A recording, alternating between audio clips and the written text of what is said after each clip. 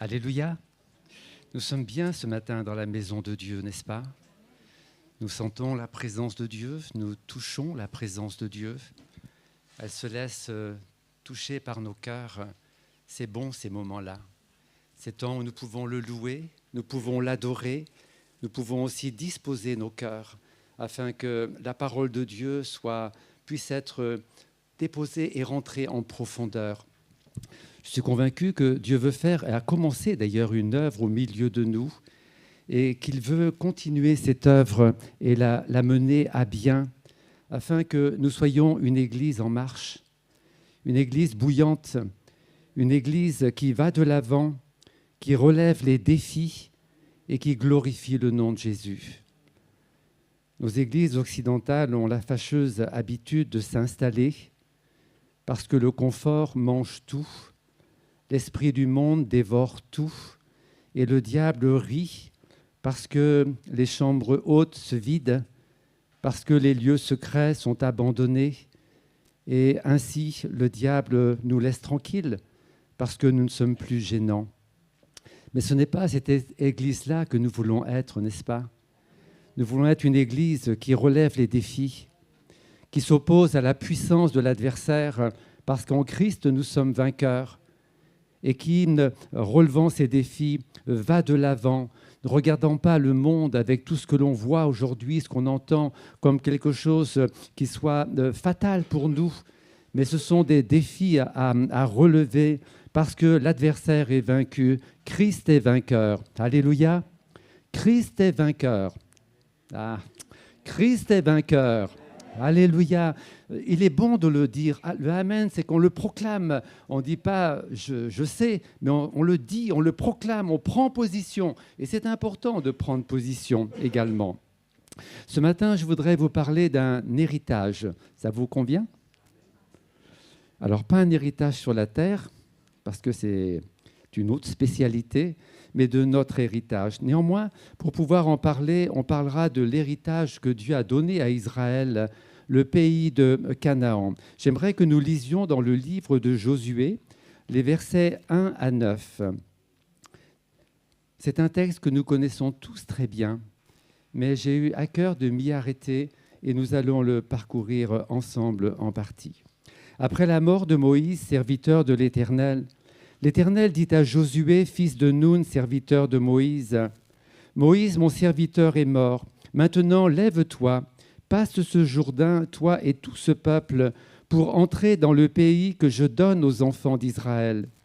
Tout lieu que foulera la plante de votre pied, je vous le donne, comme je l'ai dit à Moïse. Vous aurez pour territoire depuis le désert et le Liban jusqu'au grand fleuve, le fleuve de l'Euphrate, tout le pays des Essiens, jusqu'à la grande mer vers le soleil couchant. Nul ne tiendra devant toi tant que tu vivras. Je serai avec toi comme j'ai été avec Moïse. Je ne te délaisserai pas, je ne t'abandonnerai pas. Fortifie-toi et prends courage. C'est toi qui mettras ce peuple en possession du pays que j'ai juré à leur père de leur donner. Fortifie-toi seulement et aie bon courage en agissant fidèlement selon tout ce que la loi que Moïse, mon serviteur, t'a prescrite.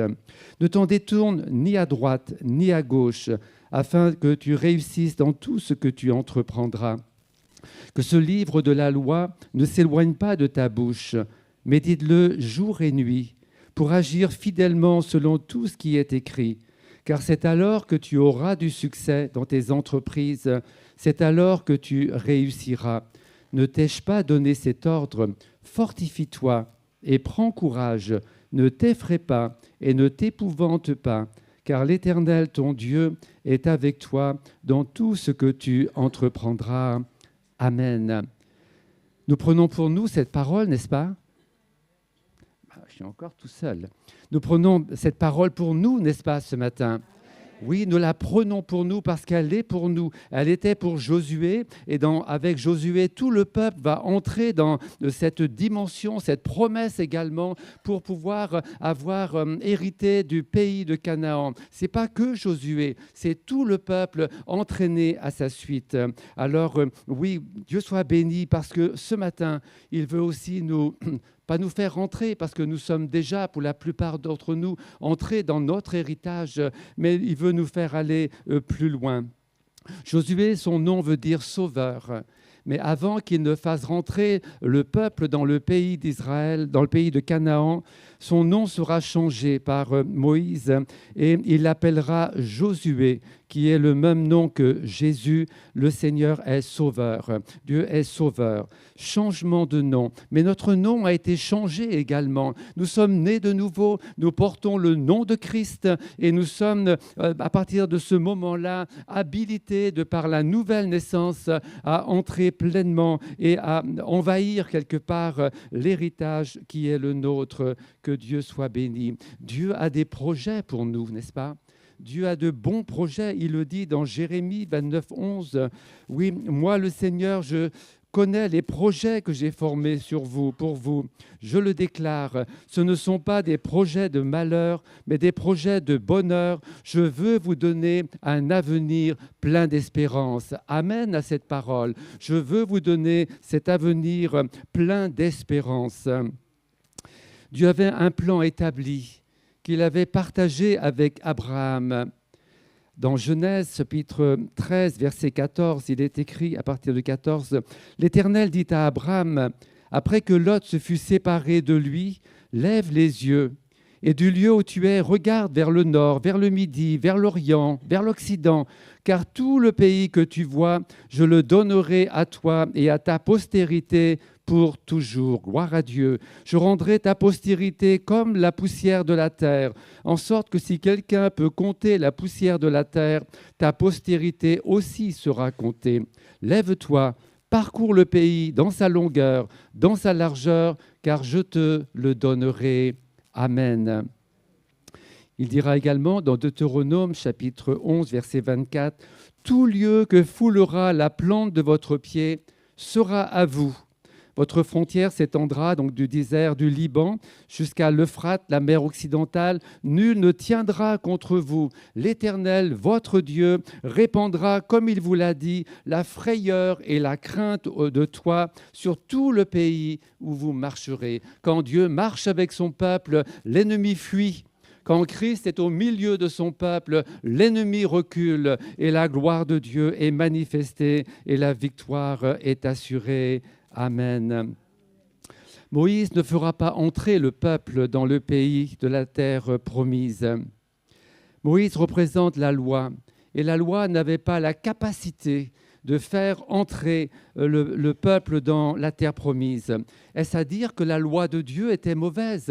Absolument pas. L'apôtre Paul dit que la loi de Dieu est bonne, mais c'est la loi du péché qui est en nous qui est mauvaise. Et à cause de la loi du péché qui est en nous, notre péché en Adam, il était impossible que le peuple rentre dans le pays de Canaan avec pour faire de lance la loi. Impossible. Mais pour nous, c'est la même chose. C'est la même chose. La loi, notre justice, notre propre justice ne peut pas nous faire entrer dans les promesses de Dieu, dans ce que Dieu a préparé pour nous. C'est impossible. Et les Juifs ont bien essayé avec la loi également, mais c'était impossible. La Bible nous dit que la grâce, la loi est venue par Moïse, mais que la grâce et la vérité sont venues par Jésus-Christ. Alors, si nous voulons entrer dans la terre promise pour nous, il nous faut connaître et rentrer dans la dimension de la grâce. Si je reste avec ma justice, si je reste avec mes concepts du salut et de la vie éternelle, je suis perdu. Je suis perdu. Mais si je crois que c'est par grâce que je peux être sauvé par le moyen de la foi en regardant à Jésus, alors oui, cela est possible. Josué, chapitre 1, verset 6.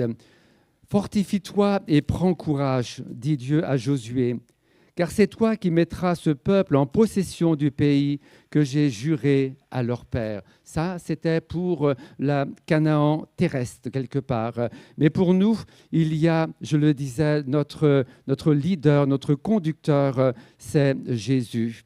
Éphésiens chapitre 2, verset 4, il est écrit « Mais Dieu qui est riche en miséricorde, à cause du grand amour dont il nous a aimés, Nous qui étions morts par nos offenses, il nous a rendu la vie avec Christ, car c'est par grâce que vous êtes sauvés. Il nous a ressuscités ensemble. Il nous a fait asseoir ensemble dans les lieux célestes en Jésus-Christ. C'est là notre héritage.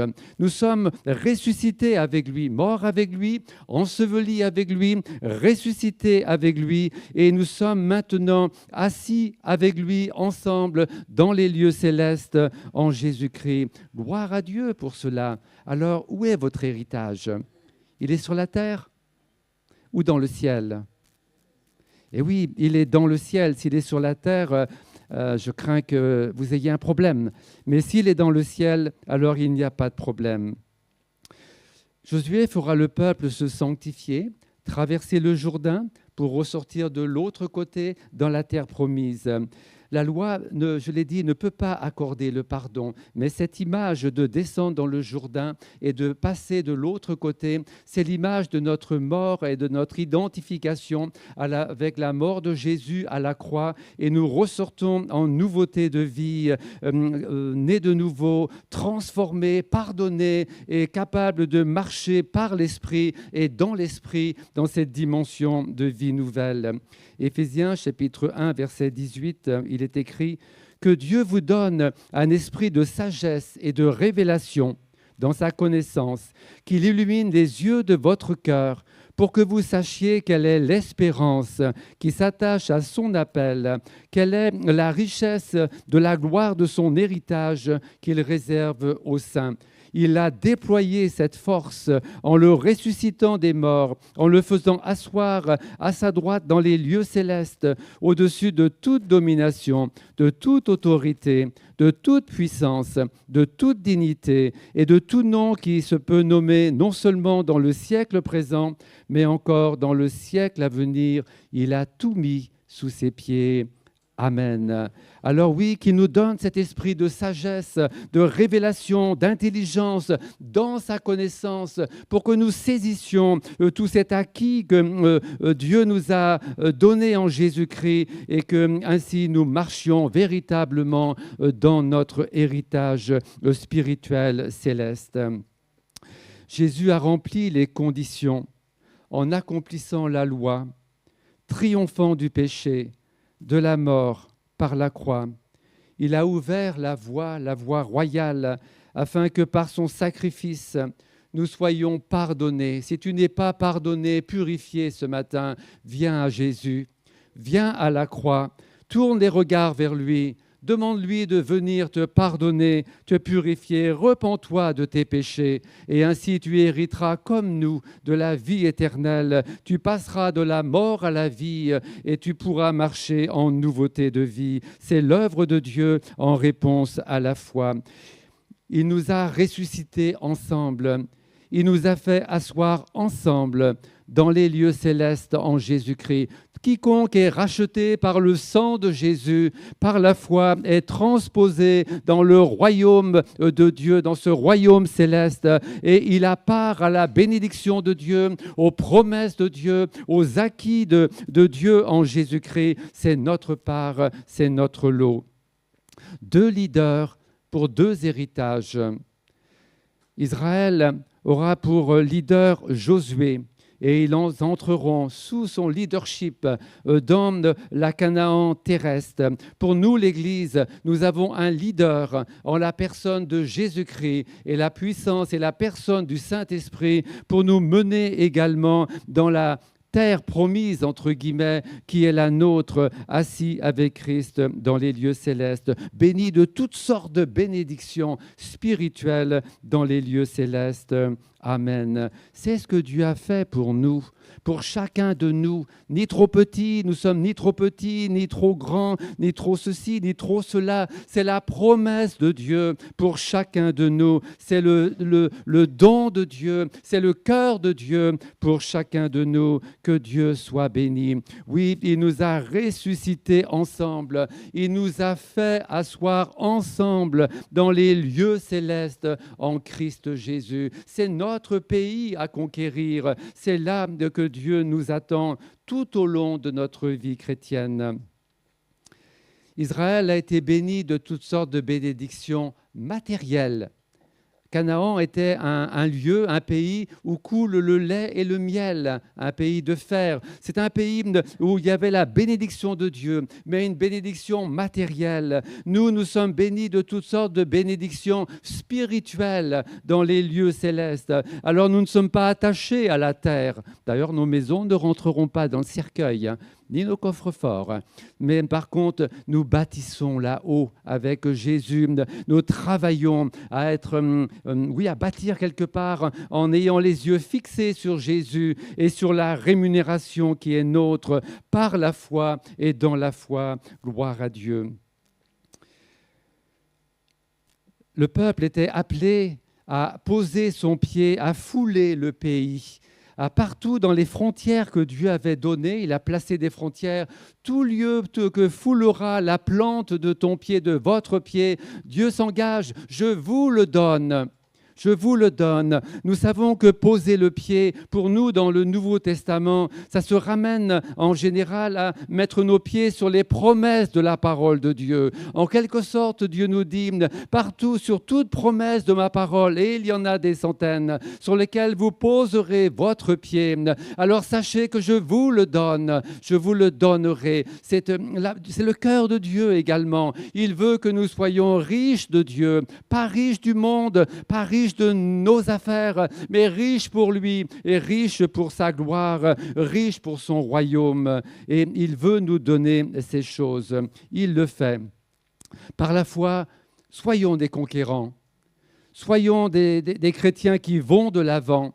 Soyons des chrétiens qui marchent, qui courent même, comme dit l'apôtre Paul. Je cours vers le but pour remporter le prix de la vocation. Il n'était pas oisif, il n'était pas trop fatigué. Il courait alors qu'il était certainement fatigué, certainement épuisé parfois, brisé à cause de l'opposition, à cause de la persécution. Mais il n'a pas manqué le but, il n'a pas lâché. Son regard était fixé sur la rémunération qui est en Jésus-Christ, et il a été jusqu'au bout afin de gagner la couronne autant que cela soit possible, dira-t-il. Alors si lui a dit cela, nous, que dirons-nous? Seigneur, secours-nous. Sois notre aide, afin que le but soit devant nous et que nous ne nous laissions pas attirer à droite, à gauche, arrêter en chemin, mais que nous allions jusqu'au bout par la foi, afin de gagner le prix de la course et de la vocation en Jésus-Christ. Amen. Le pays de Canaan était donné de la part de Dieu, par la foi à Abraham et dans la réalité par Josué. C'était le don de Dieu. Le pays sera à vous, vous le foulerez, je vous le donne. Super, on peut dire. Alors on rentre et on s'installe. Absolument pas. Le pays était rempli d'adversaires, de peuples nombreux, dit la parole de Dieu, de géants, des villes fortifiées, des forteresses, des chars en fer. Un peuple plus nombreux, dit la Bible, et plus puissant que le peuple d'Israël. Et c'est là que Dieu le dit, entrez, je vous le donne, c'est à vous. Oui, Dieu le donne, mais il le donnera par la conquête. Il le donnera par les batailles, il le donnera par toute la fatigue, l'usure, par les plaies là qu'ils obtiendront le pays de Canaan. Ils marcheront, mais Dieu s'engage. Je serai avec vous, je ne vous délaisserai pas. Je marcherai moi-même devant vous. J'amènerai des frelons pour faire fuir. Je suis capable d'enlever les roues des chars, et même s'ils sont de fer, capable de faire pleuvoir des pluies de grêlons énormes pour vous donner de vaincre, vous aider à vaincre. Dieu s'est engagé. Alors le peuple n'avait pas à regarder la multitude devant lui, mais à regarder la gloire de Dieu, les légions d'anges qui luttaient et qui lutteraient avec eux afin de prendre possession du pays et d'être entrés dans la dimension de ce que Dieu veut pour eux. Si nous croyons que pour nous, Rentrer également dans le pays de la promesse et obtenir ces choses, c'est en la coulant douce. Alors, excusez le terme, nous nous trompons nous-mêmes. Rentrer dans le royaume de Dieu, c'est l'œuvre de Christ, c'est la porte ouverte. Mais derrière, il y a la conquête et nous sommes appelés à marcher dans ce pays de la foi, dans ce pays de la promesse par la foi et d'être vainqueurs dans nos combats et dans nos luttes.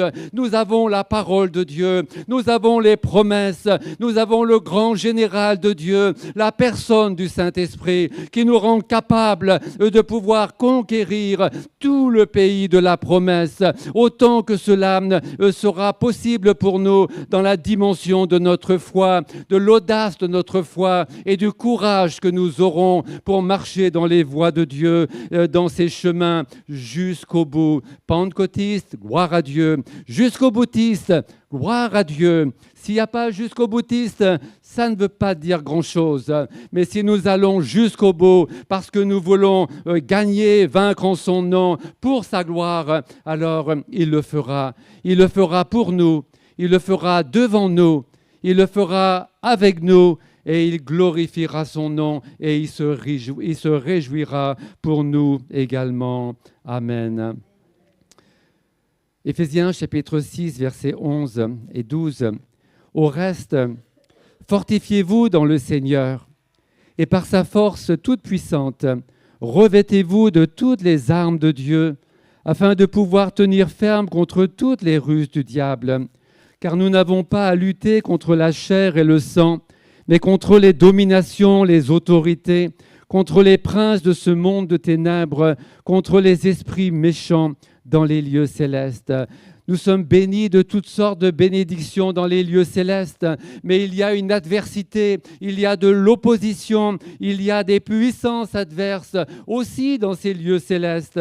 Et nous avons à faire avec, nous avons à marcher quelque part au milieu d'elles, mais non pas comme des vaincus, comme des vainqueurs, parce que Christ a vaincu. Alors oui, revêtons-nous des armes de Dieu.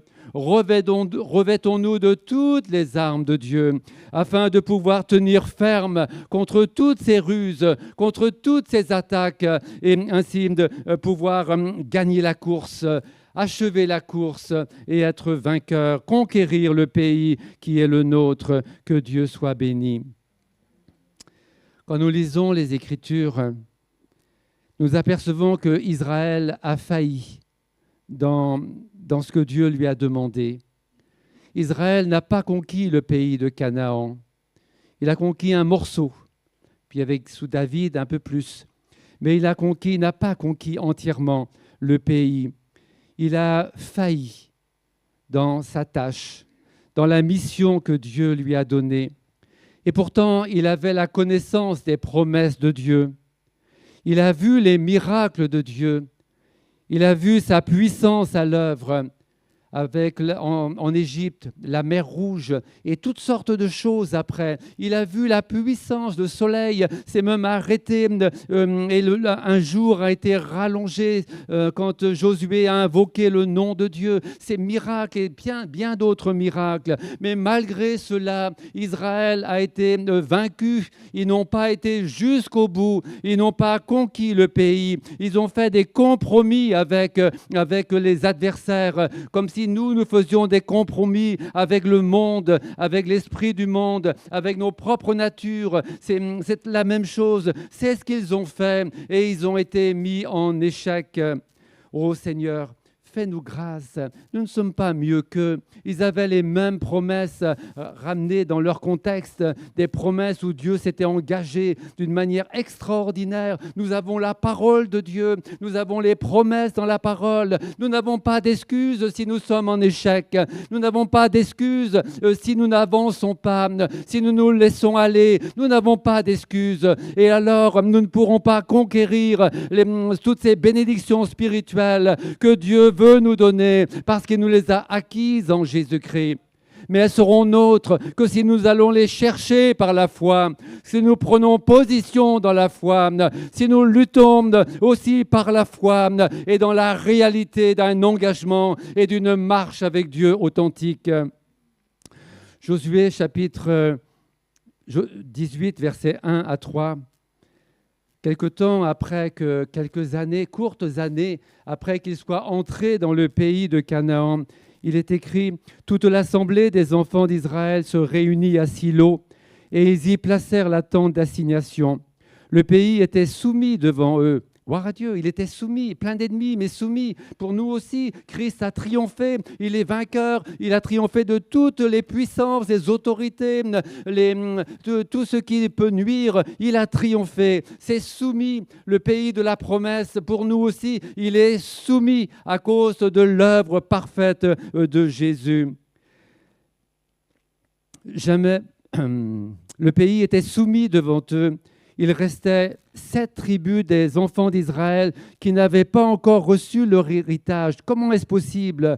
Josué dit aux enfants d'Israël, « Jusqu'à quand négligerez-vous de prendre possession du pays que l'Éternel, le Dieu de vos pères, vous a donné ?»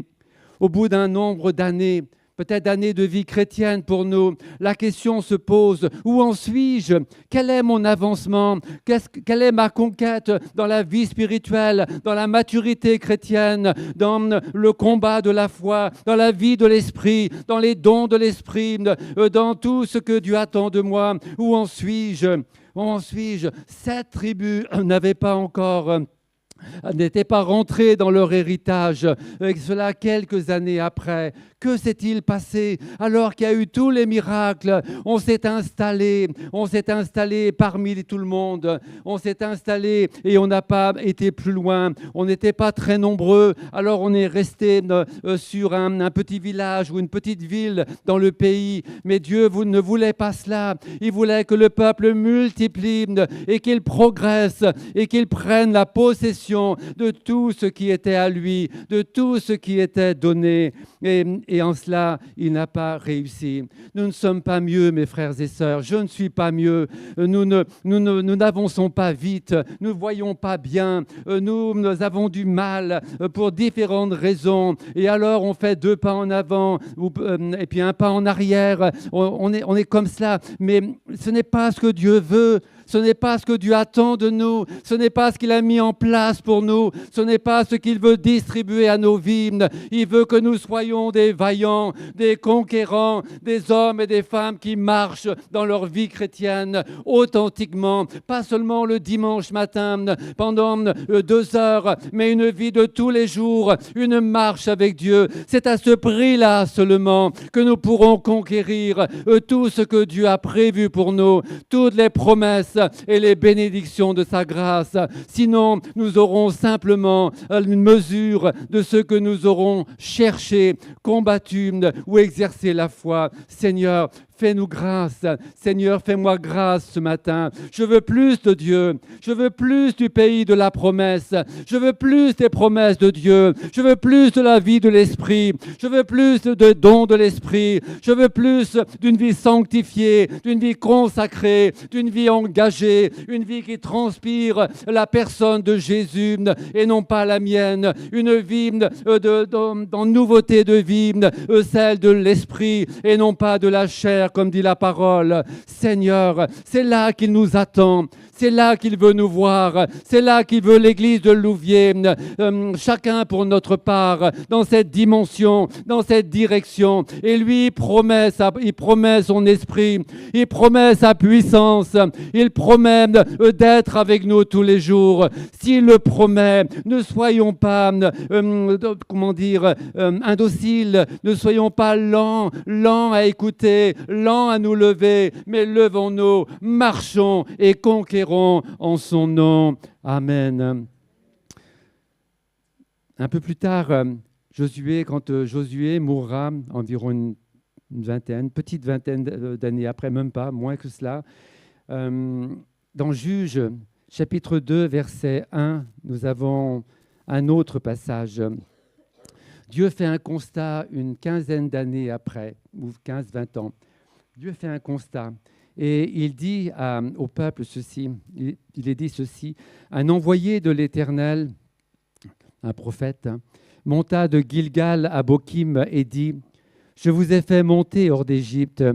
et je vous ai amenés dans le pays que j'ai juré à vos pères de vous donner. J'ai dit, jamais je ne romprai mon alliance avec vous, et vous ne traiterez pas alliance avec les habitants de ce pays. Vous renverserez leurs autels, mais vous n'avez pas obéi à ma voix. Pourquoi avez-vous fait cela? Cette parole, quand je la lis, elle met de la crainte dans mon cœur, parce que je veux laisser l'Esprit de Dieu me parler.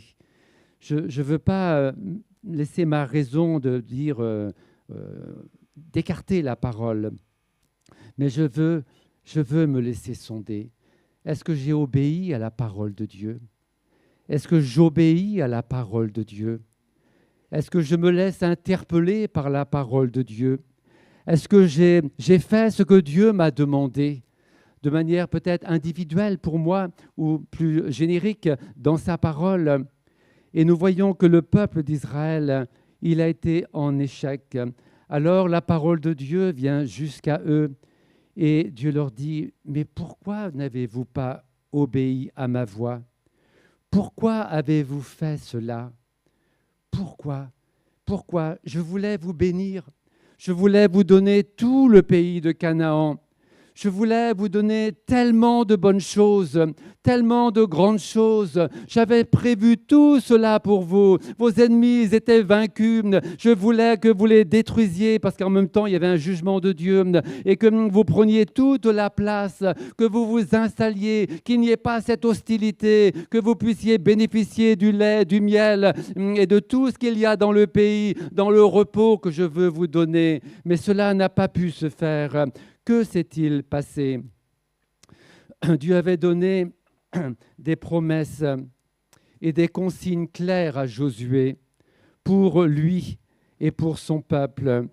Dieu l'avait assuré de sa puissance dans ce qu'il aurait à faire et dans les combats que le peuple aurait à mener. Dieu a parlé. Quand il a parlé, sa main agit et sa parole ne retourne pas à lui sans avoir exécuté toute sa volonté. C'est ce que dit l'Écriture. Dans chapitre 1 de Josué, les versets 3 à 6, c'était clair. « Tout lieu que foulera la plante de votre pied, je vous le donne, comme je l'ai dit à Moïse. » Il donne le territoire. Il dit « Je serai avec toi, comme j'ai été avec Moïse. Je ne te délaisserai pas, je ne t'abandonnerai pas.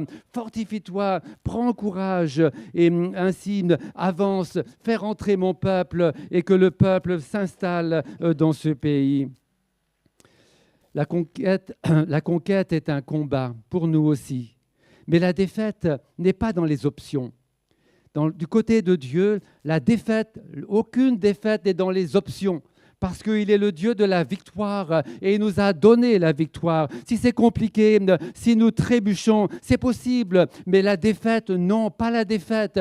Des coups, oui, des incompréhensions peut-être, des choses difficiles, oui, c'est certain. Mais il a promis sa grâce,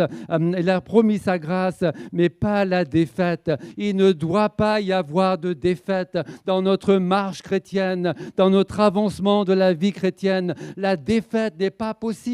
C'est le triomphe de la foi acquis en Jésus-Christ. S'il y a une défaite, alors nous avons raté quelque chose, nous avons manqué quelque chose et il faut se ressaisir. Que Dieu nous aide. Que Dieu nous aide. Nous avons les mêmes promesses que Josué a eues pour le peuple. Dieu nous a donné les mêmes. Jean 16, 33 nous dit que vous aurez des tribulations dans le monde, là où vous rentrez vers votre héritage. Mais prenez courage, j'ai vaincu le monde. Romains 8, 35. Mais qui nous séparera de l'amour de Christ? Sera-ce la tribulation ou l'angoisse, la persécution ou la faim ou la nudité ou le péril, l'épée? Mais nous sommes plus que vainqueurs par celui qui nous a aimés. Dieu nous assure aussi de sa présence.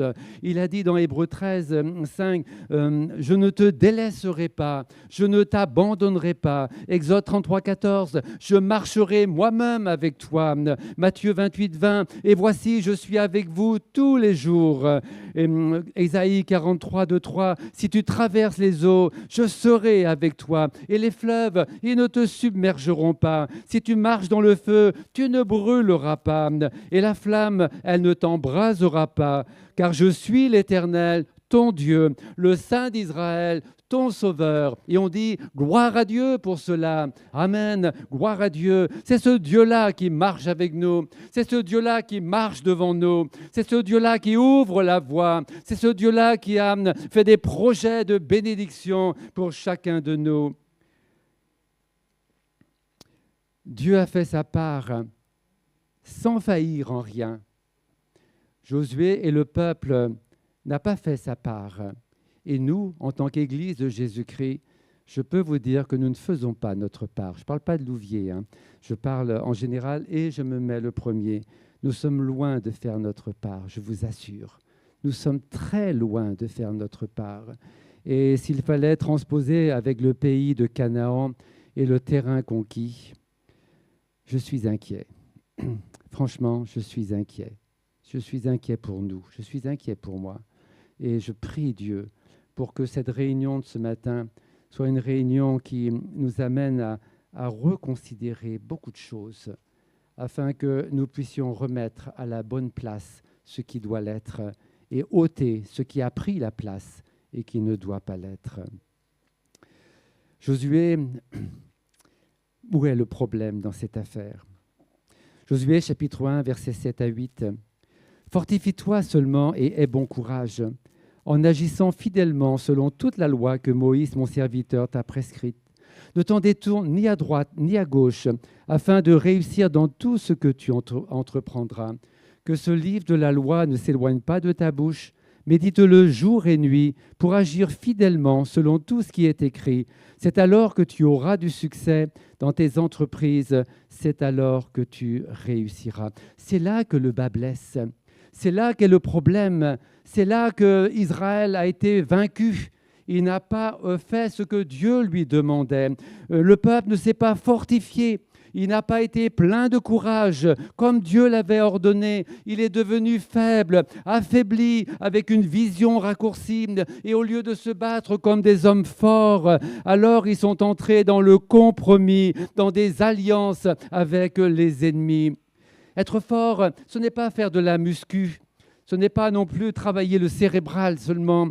Ce n'est pas se nourrir de lait. Si nous voulons être forts, nous devrons manger autre chose que cela pour être forts. La force que Dieu veut nous donner, pour nous chrétiens, elle s'acquiert dans le lieu secret. Elle s'acquiert dans la présence de Dieu. Elle s'acquiert dans notre communion avec Dieu. Non pas le dimanche matin seulement, mais dans notre communion constante, régulière avec la parole de Dieu et avec Dieu. Et ça, le peuple ne l'a pas fait. Dans 1 Corinthiens, chapitre 16, 13, Dieu nous dit « Veillez, demeurez fermes, soyez des hommes, fortifiez-vous. » Même si vous êtes des femmes, dans ce sens, pas de problème. Soyez des hommes, fortifiez-vous, allez de l'avant, soyez conquérants. Ça veut dire cela également. 1 Corinthiens 3, 1, 2. « Pour moi, ce n'est pas comme à des hommes spirituels que j'ai pu vous parler, dira-t-il aux Corinthiens, quelques années également après, mais à des hommes charnels comme des enfants en Christ. Je vous ai donné du lait et non de la nourriture solide, parce que vous ne pouviez pas la supporter. Et vous ne le pouvez pas même à présent, ajoute-t-il, parce que vous êtes encore charnels. » Ils ont raté quelque chose, les Corinthiens. Plaise à Dieu que ce ne soit pas notre cas, mais que nous soyons de l'autre côté. Le problème du peuple d'Israël, c'est qu'ils n'ont pas mis en pratique les versets 7 à 8. Ils ne sont pas fortifiés par la parole de Dieu. Ils n'ont pas mis en avant le livre saint, le livre de la loi. Si je veux être fort, il y a un remède. Il y a ce matin pour nous un remède également pour notre marche chrétienne, pour notre vie chrétienne. Tu veux être fort? Lis ma parole, médite-la, obéis à ma parole, ne t'en détourne ni à droite ni à gauche. Et sans cette discipline assidue, Je resterai au lait spirituel. Autrement dit, je serai charnel et non pas spirituel comme je suis appelé à l'être. J'échapperai à la maturité spirituelle. Je prendrai de l'âge et des années, mais je resterai un enfant mettant du trouble dans les rassemblements à la rigueur ou dans une marche, parce qu'un enfant ne peut pas prendre des décisions d'une personne adulte, même si, et l'inverse, l'adulte ne peut pas prendre des décisions s'il a toujours un corps d'enfant et un esprit d'enfant. Que Dieu nous aide aussi en ces choses. Deutéronome chapitre 6, versets 6 à 9, Dieu avait donné une orientation. Et ces commandements que je te donne aujourd'hui, dit-il, pour le peuple, seront dans ton cœur. Tu les inculqueras à tes enfants. Tu en parleras quand tu seras dans ta maison, quand tu iras en voyage, quand tu te coucheras et quand tu te lèveras. Tu les liras comme un signe sur tes mains, et ils seront comme des frontons entre tes yeux. Tu les écriras sur les poteaux de ta maison et de tes portes. Voilà le problème. Ils n'ont pas fait cela. Ils se sont plantés complètement sur toute la ligne. Ces commandements, ma parole, ils seront dans ton cœur. Mais nous voyons bien que c'est sorti du cœur. Tu les inculqueras à tes enfants. Ils ne l'ont pas fait convenablement. Tu en parleras quand tu seras dans la maison. En parler, ça veut dire échanger avec quelqu'un. On parle de la parole chez nous, dans la maison. Ils ne l'ont pas fait non plus. Quand tu iras en voyage ou quand tu te lèveras, tu les liras.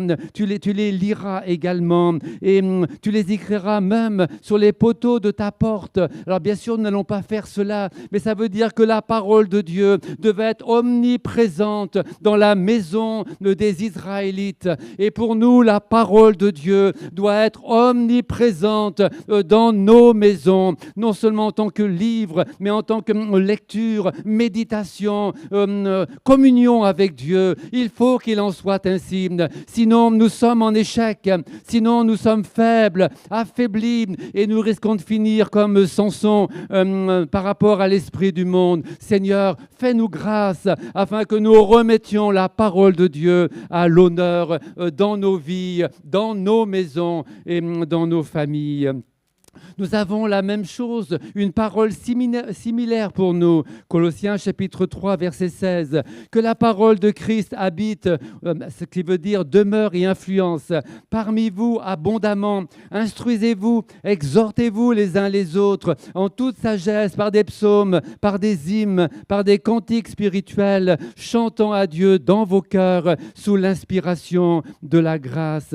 Amen. C'est la même chose que ce que nous avons lu dans Deutéronome chapitre 6 pour le peuple d'Israël. Jésus est venu au milieu de nous. Il est la parole faite chair, habitée parmi nous, pleine de grâce, de vérité. Au verset 8 de notre lecture, Dieu ajoute ceci à Josué. Médite-la jour et nuit pour agir fidèlement selon tout ce qui est écrit.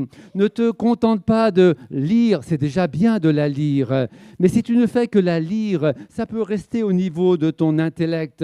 Alors autant ne pas lire quelque part, parce que le fruit, ce que Dieu veut faire, que la parole veut faire, ne se fera pas. Elle ne se fera que s'il y a en parallèle la méditation de la parole de Dieu. Il faut qu'il y ait les deux. La méditation va de pair avec une vie de piété authentique, une vie de communion avec le Saint-Esprit, une vie de l'Esprit active et permanente en nous. Sinon, eh bien, je pourrais vivre, et ce serait dommage, que la lettre tue, que seul l'Esprit vivifie. Que Dieu nous aide à lire la parole dans mon lieu secret, que je puisse laisser la parole de Dieu me parler, et c'est là l'œuvre du Saint-Esprit dans le lieu secret en notre faveur. Ce même esprit qui a inspiré la parole de Dieu, c'est celui qu'il veut aussi dans nos moments avec lui, comme dans nos réunions, illuminer la parole de Dieu. Elle ne sera pas inspirée deux fois, mais dans notre communion avec lui, le Saint-Esprit illumine la parole, la rend vivante, la rend, on peut la toucher quelque part et il la rend opérante.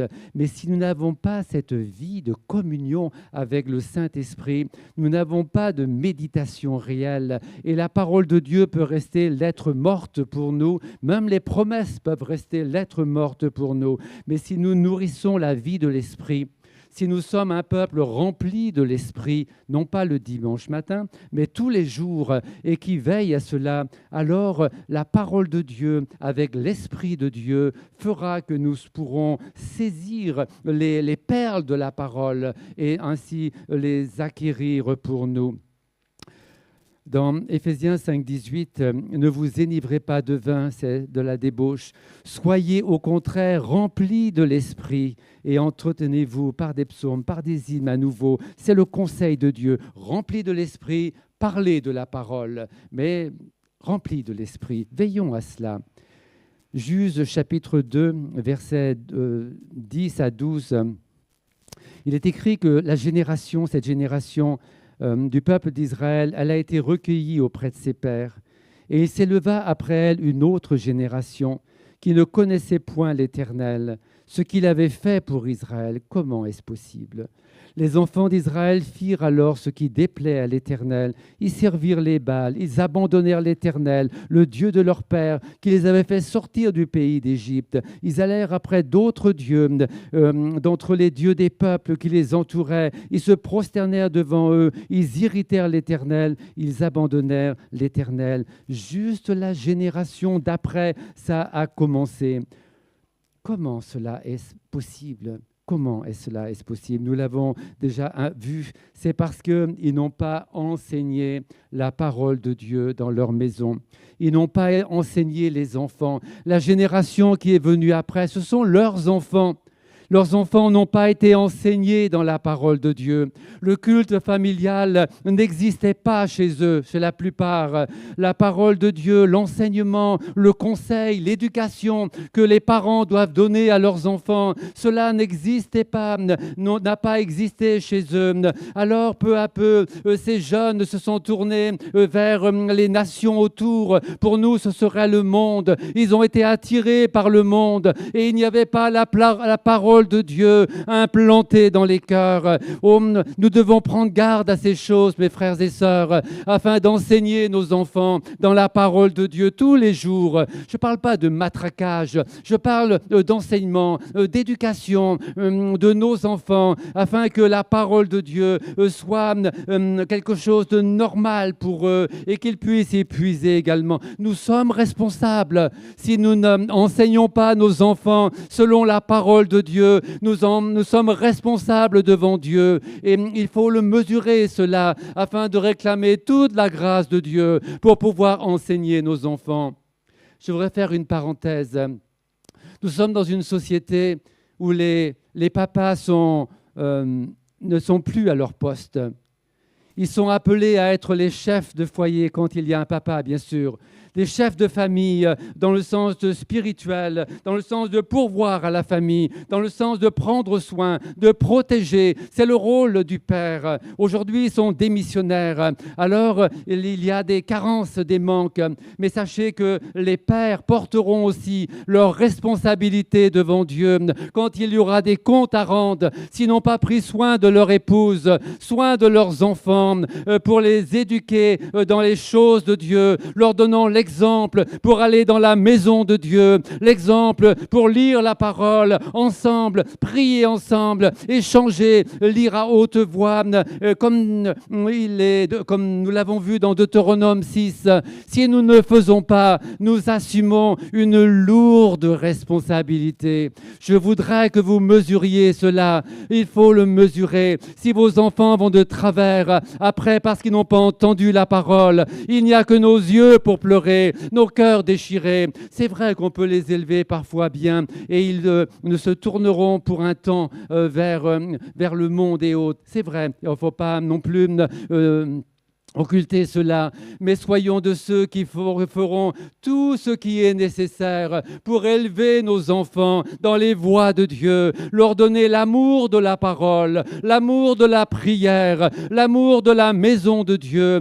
Et ainsi, Dieu prendra soin d'eux parce qu'il y a des promesses dans la parole pour ceux qui font cela. Et nous, les papas, prenons notre place de responsables, de leaders dans nos maisons, de leaders dans nos foyers, afin de couvrir tant nos épouses que nos enfants à tous les niveaux de la vie des besoins et glorifier le nom de Jésus. C'est important également. Ressaisissons-nous si tel est le besoin, mais faisons-le afin que Dieu soit avec nous et qu'il y ait une nouvelle vie dans nos maisons, quelque chose de renouveau dans nos maisons, parce que Dieu accompagnera ces positions, ces remises en question, ces transformations et ces changements. Il le fera. Que Dieu soit béni.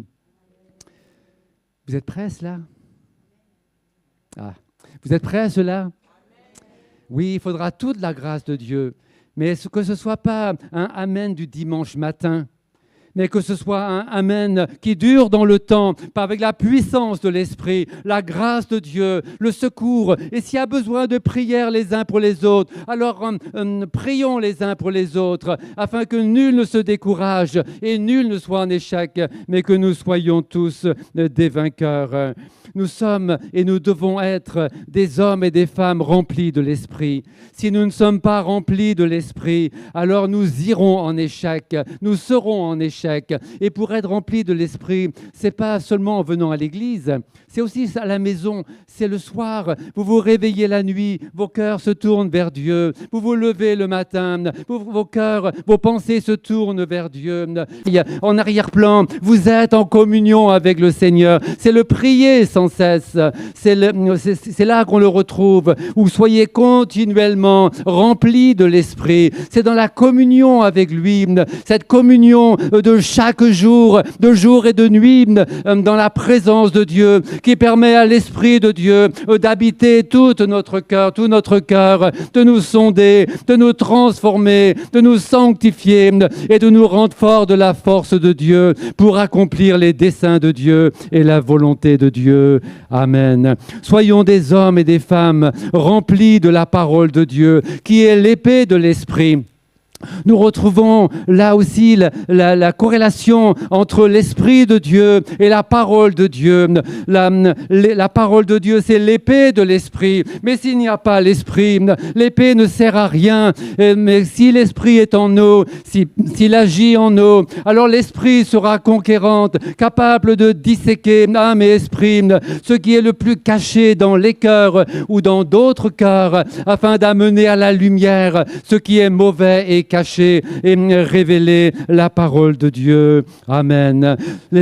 Soyons des hommes et des femmes qui nous nourrissons d'une vie abondante de piété. Si nous avons abandonné le lieu secret, alors enlevons la poussière, rétablissons la table, remettons la bougie sur la table, la parole de Dieu, et tenons-nous dans le lieu saint, dans le lieu resserré, dans celui qui est nôtre, quel qu'il soit d'ailleurs. Soyons des hommes et des femmes qui, comme David, aiment la parole, la maison de Dieu, qui aiment venir dans la maison de Dieu, non seulement le dimanche, mais en semaine. Nous avons eu des temps de semaine bénie, une semaine de prière bénie. Dommage juste que nous n'étions pas plus nombreux, mais il y avait une présence de l'Esprit très particulière. Et je crois que Dieu veut donner cela tous les mardis, les vendredis, dans les temps de jeûne. Il le veut. Alors faisons aussi notre part et soyons des vaillants dans le combat de l'Église pour aller plus loin, autant que cela soit possible. Comme soyons aussi des hommes et des femmes qui brûlent pour Dieu et qui brûlent de Dieu dans notre génération comme dans notre Église. Seigneur, sois mon aide et sois mon secours. C'est cela ma conclusion. Seigneur, je veux ton aide, je veux ton secours. Ce matin, je veux me laisser. Je peux vous dire qu'avant de prêcher ce message, je me suis laissé interpeller, sonder et recadrer par la parole de Dieu. Le but ce matin, ce n'est pas que la parole de Dieu vous casse. Loin de là, mais c'est qu'elle puisse parler à nos cœurs et que, si nécessaire, elle nous ramène sur le chemin droit, sur la voie droite, afin que nos vies soient des vies sanctifiées.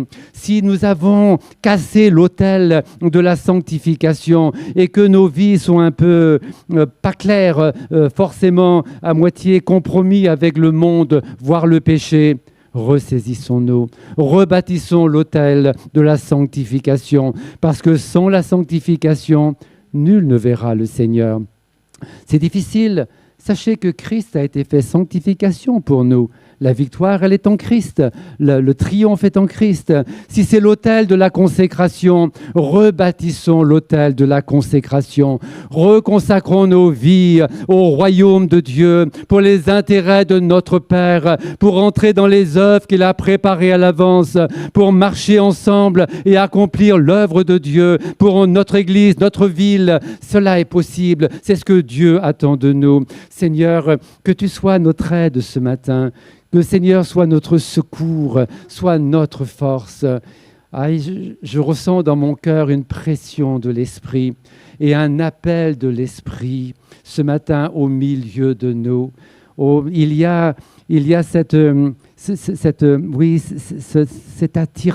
attirement, ce tirage de l'Esprit de Dieu. Il voudrait vous tirer dans ces cordages d'amour et vous amener là où vous avez, loin de ce que vous avez perdu, et là où il voudrait vous ramener dans la marche et le bon combat pour conquérir et acquérir toutes sortes de bénédictions spirituelles dans les lieux célestes.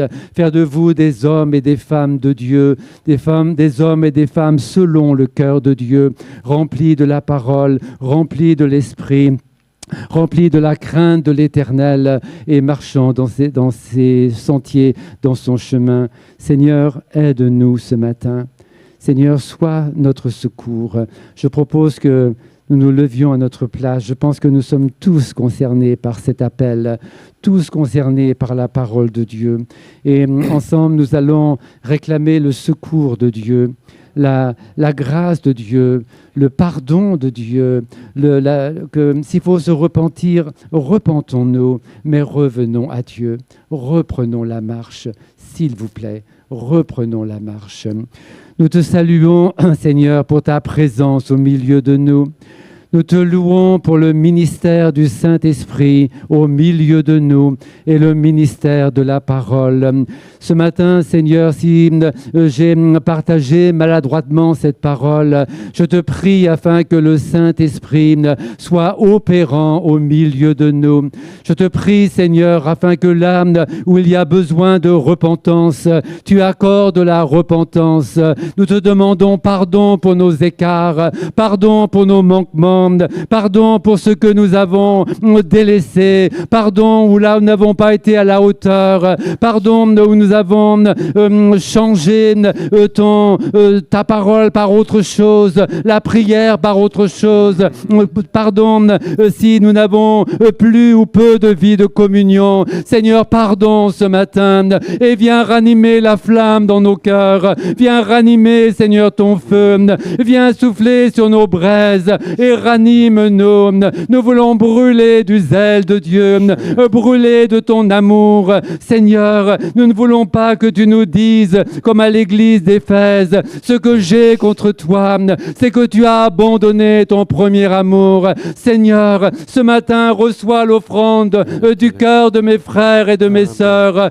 Viens nous aider, viens nous remplir de l'Esprit, viens implanter ta parole en nous et nous donner donner la force de demeurer dans nos engagements, de nous demeurer dans ta parole. Seigneur, bénis mes frères, bénis mes sœurs, bénis les chefs de foyer, bénis les mamans, bénis les couples, bénis les familles. Seigneur, étends ta main ce matin et accorde ton secours, accorde ta grâce, renouvelle-nous ce matin, renouvelle nos cœurs, Seigneur, renouvelle nos vies.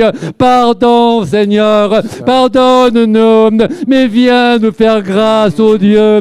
Viens, Seigneur, maintenant et reçois l'offrande de nos vies, de nos cœurs. Que ton sang passe sur nous et que ton sang nous lave et que l'Esprit de Dieu nous inonde, que l'Esprit de Dieu nous remplisse et que nos cœurs soient changés, que nos vies soient changées.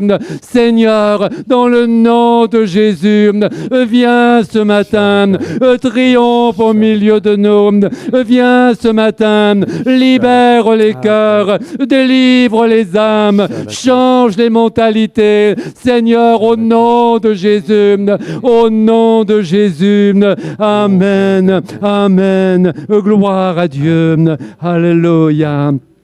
Alléluia. Oh, merci Seigneur. Merci Jésus. Amen, amen. Prenez place si vous le souhaitez. S'il vous plaît, gardons précieusement la parole de Dieu. S'il vous plaît, serrons-la. S'il vous plaît, serrez-la sur vos cœurs, serrons-la sur nos cœurs. Elle est parole de vie, parole de délivrance, parole de force, parole de salut, parole de restauration, parole de guérison, parole libératrice. Ce matin, cette parole a tout cela pour chacun de nous. Que Dieu vous bénisse. Oui. Merci Marcel. Merci à Dieu pour sa parole, pour l'inspiration du Saint-Esprit. Vous savez, ce matin, dans la voiture avec Arlette, je disais, il y a un héritage. Un héritage, et je suis malheureux, spirituel. Que pour ma propre vie, pour la vie d'Arlette, pour la vie de mon couple, la vie d'Église, l'héritage, nous ne sommes pas rentrés dans l'héritage. Et on ressemble à ces 7 tribus. À ces 7 tribus, les promesses sont là, mais nous n'y sommes pas rentrés. Cela ne signifie pas qu'il y ait péché. Et je lui ai dit, mon épouse est là, je n'étais pas du tout au courant de la prédication de Marcel. Je lui ai dit, Seigneur, il faut que je revoie mon positionnement spirituel. Qu'est-ce qui ne va pas? Je ne discute pas tes promesses. Je ne discute pas ton héritage. C'est oui, oui. Et moi je dis à ton héritage, Amen. Amen. Je ne discute pas. J'ai dit à Arlette, il ne faut pas discuter. Ce que Dieu dit, il le dit. Il n'est pas un homme pour mentir. C'est nous. C'est mon héritage. Ma position. Seigneur, humblement, je l'ai dit à Arlette, il faut que je revoie mon positionnement spirituel. Qu'est-ce qui ne va pas? Qu'est-ce qui ne va pas? On a besoin de se reconsacrer. Et je pense que il nous faut, oui. Dieu plein de bonté envers moi, je viens t'offrir ma vie, mon cœur et facultés, comme un sacrifice vivant. Ce qui est de ma part, un culte raisonnable, une offrande vivante, sainte et agréable, qui plaît à mon Dieu, une offrande d'amour, sainte et agréable, qui plaît à mon Dieu. Et si on pouvait se lever pour offrir notre vie, nous repositionner. Dieu plein de bonté envers moi. Je viens t'offrir ma vie, mon cœur, mes facultés, comme un sacrifice vivant.